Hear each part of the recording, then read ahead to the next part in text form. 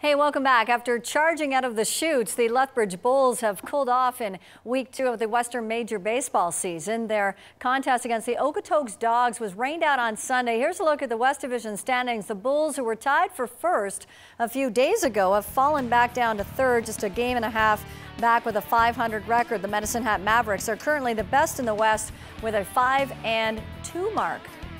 The Bulls are in Saskatoon tomorrow to take on the Yellow Jackets. The Canada West Athletic Conference has released its 2012-2013 schedule. The University of Lethbridge Pronghorns will open up their season at home when they take on the University of Winnipeg November 2nd at the First Choice Savings Gym. The men's team are coming off a heartbreaking loss in Game 3 of their first-round series with Thompson Fraser, while the women's squad are expecting to improve on last year's 6-14 mark.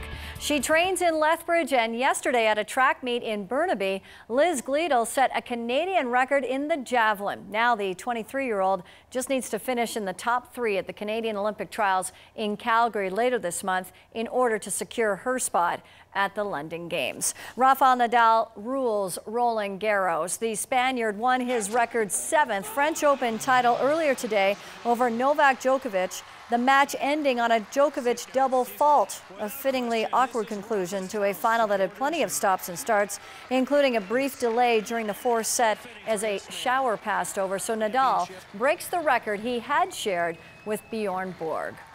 And now to Stampeders camp, where we visit with defensive lineman Corey Mace. After a stint with the Buffalo Bills, Mace signed with the Stamps midway through 2010, but he's only played 9 games due to injury. His goal this year is to be more mobile off the line, and that's a good thing because Mace has quite the appetite. You gotta be light on your feet. I'm a dancer though, so I'm good. Right now, Corey Mace is at his ideal playing weight, 274 pounds, which means he's keeping his relationship with food in check. If I overindulge with our love, I get fat. Chinese food to Indian food to Mexican food to Italian. I love food. This is my ultimate comfort food. Mac and cheese, gotta be baked, gotta have hot sauce on it, gotta come with some green beans. It's a must in my life. Banana pudding with the extra Nilla wafers. I mean, you gotta chill it overnight or it ain't gonna be right. Forget red hot, this is ceviche. It goes on everything. Now, I used to crave dill pickle, but now I'm on to the SCHs, the sweet chili heat Doritos. But you gotta go from the bad snacks to the good snacks. Season's coming. And this year I've been living with Eric Fraser, who's a smaller guy, so he's been helping me with my eating right, you know, a lot of fish and almonds and fruit and stuff like that. So I've actually been able to cut a bunch of weight this year, and it should be exciting. I plan to keep it under 285 the whole season. Now, you pretty much missed all of last season after rupturing your Achilles tendon in week 1, so pardon the pun, but how hungry are you to get back playing? It's been a while. Oh man, I'm telling you, I'm starving.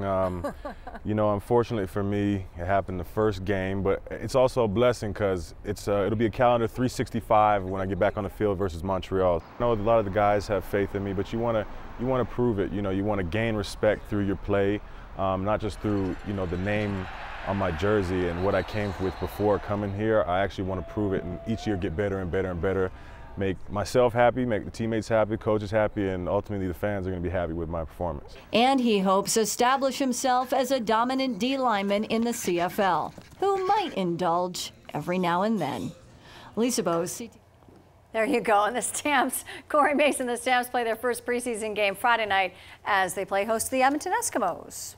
Now, something else that people get really excited about other than football games, high school graduations. Have you been to one? Lately, no. Yes, I did graduate from high school, yes. Lately, though, people are getting really excited, and some American parents are getting arrested